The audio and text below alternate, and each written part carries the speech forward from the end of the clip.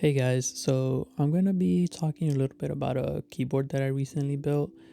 It was my first time building a custom mechanical keyboard actually, and it was kind of pretty straightforward, honestly. I spent a lot of time watching videos leading up to this, trying to figure out what keys I wanted to get, what board to get. It definitely gets very confusing if you go with super custom where you get each piece individually. Like you get the bottom, you get the housing, you get the PCB, you get foam, um, you get maybe even special springs for each key if you want like a different weight to each one of them. I just decided to just buy everything pretty much simple. Just buy a board that came with everything, buy the keys, and then just buy some lube and start opening and start lubing them.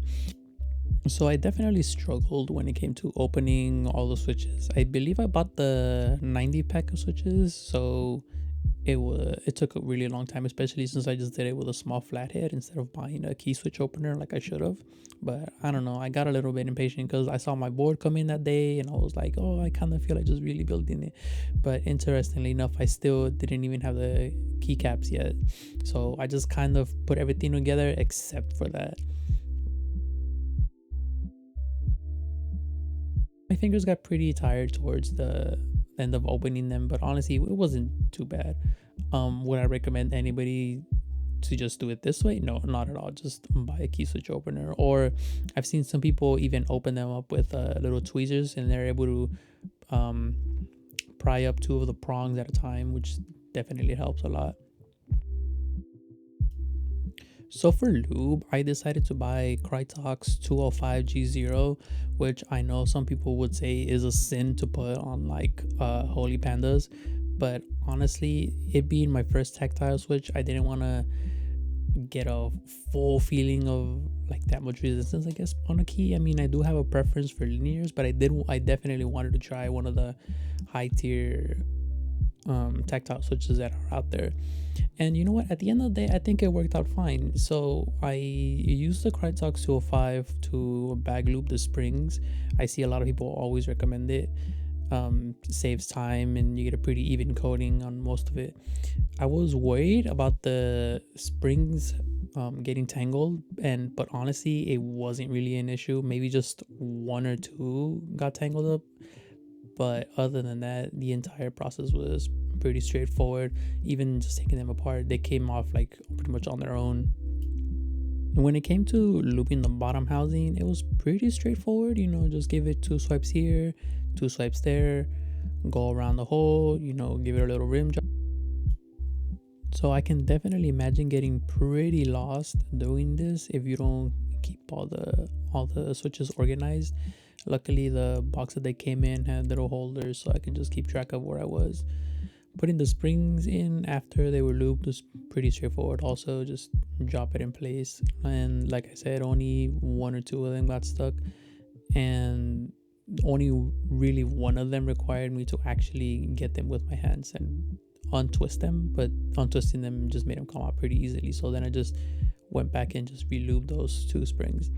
I think towards the end, I think I only got one spring that probably needs me to relube it, but that'll take no time at all. So when it came to lubing the stems, again, pretty straightforward, except for the fact that I felt like I was gonna go blind.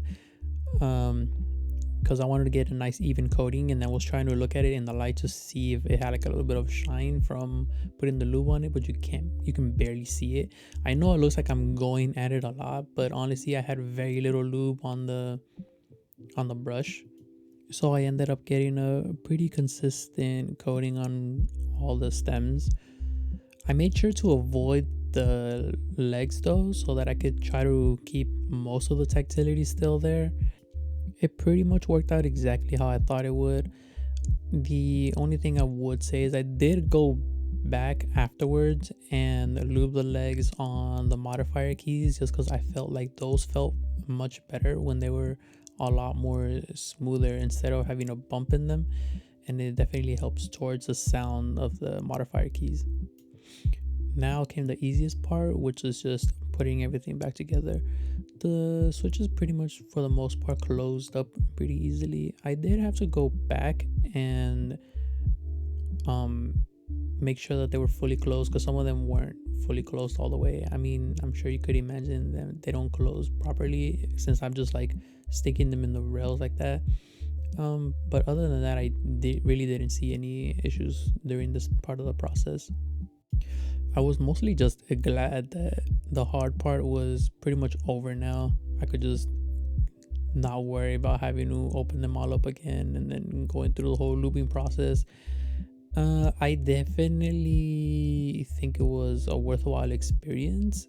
I don't see myself building more keyboards in the future, but if I ever wanted to, at least I know I can do it, and I would actually try to properly have some of the other tools that I needed to make this a little bit easier myself.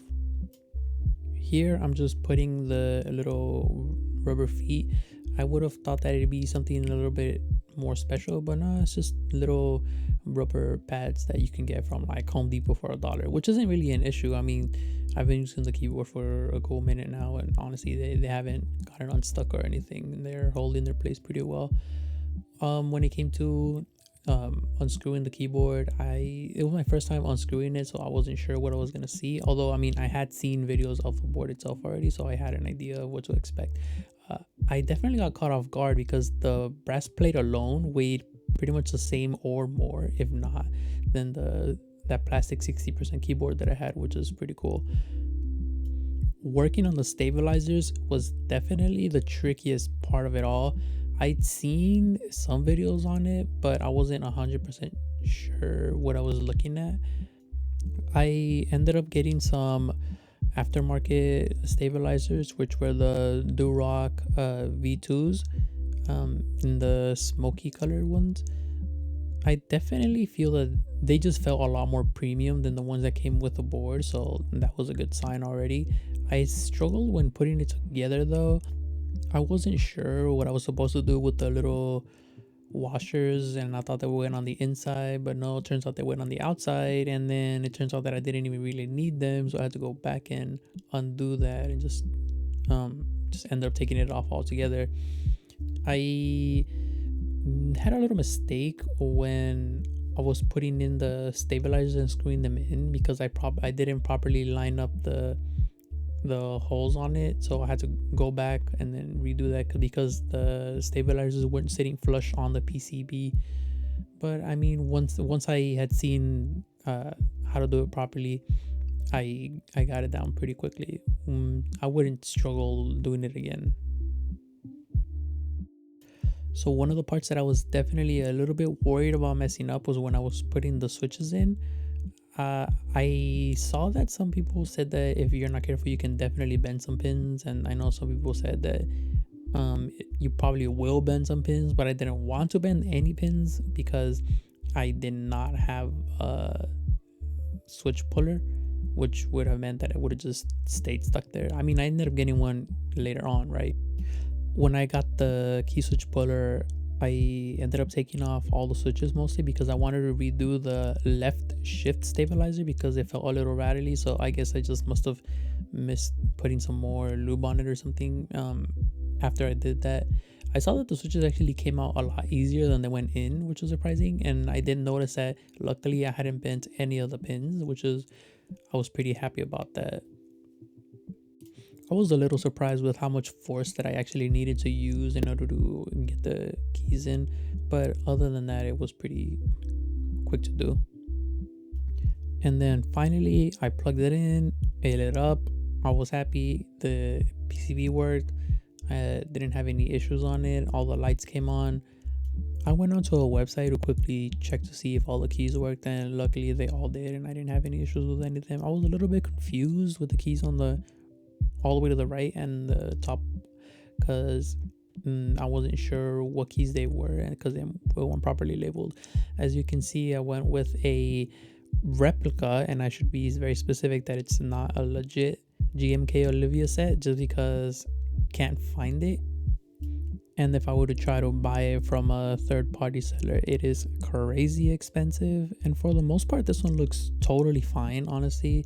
You can't even really tell, except for the people that probably actually already own them.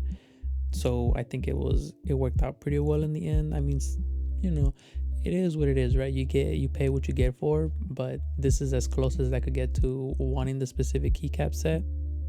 Overall, it was a 10 out of 10 experience, and I definitely recommend everybody should at least try to build a custom keyboard once in their lifetime. Now I'll just leave it with the sound test.